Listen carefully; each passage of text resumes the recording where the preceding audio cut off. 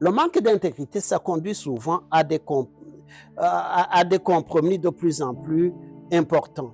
Parce que quand tu n'as pas l'intégrité, on te dit, allez, je te donne le travail, mais à condition que tu couches avec moi. Et tu vas accepter. Est-ce que tu penses que ce travail que tu vas avoir dans des conditions pareilles, tu penses que c'est une bénédiction durable? Yes, tu peux avoir ça, mais c'est une illusion. Tu vas souffrir à travers ça. Le manque de crédibilité, ça t'éloigne de Dieu. Tu n'auras pas les bénédictions divines. Même quand tu amasses de l'argent, même quand tu fais des affaires que ça semble être bon, je te dis que ça ne va pas te profiter. Ça ne va pas être bon pour toi. Sache que la crédibilité de toi dépend de ton intégrité. Si tu veux être crédible, travaille sur ton intégrité. Donc, Jésus-Christ, quand il nous regarde, il n'est pas impressionné par nos richesses, mais surtout il est impressionné par la façon honnête dont nous avons acquis nos biens, comment nous gérons nos biens, et surtout, très très très important, si nos biens participent à la gloire de Dieu, à l'œuvre de Dieu, à agrandir le royaume de Dieu et à aider les autres.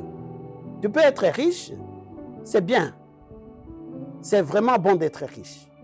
Je t'encourage d'être riche, mais que ta richesse participe à la gloire de Dieu et à aider les autres.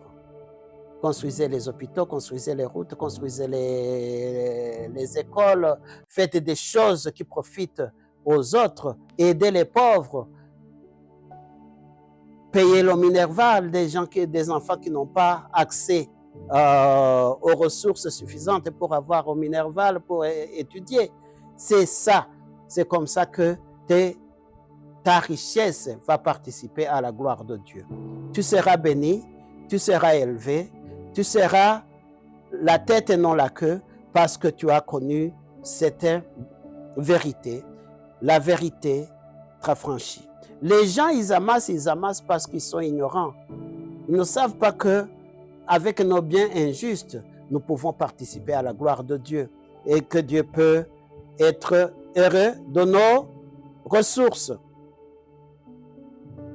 Jésus a dit dans Luc 16, verset 9, « Et moi je vous dis, faites-vous des amis avec les richesses injustes. » Faites des amis avec les richesses injustes. Que vos richesses participent. Toutes les richesses ne sont pas...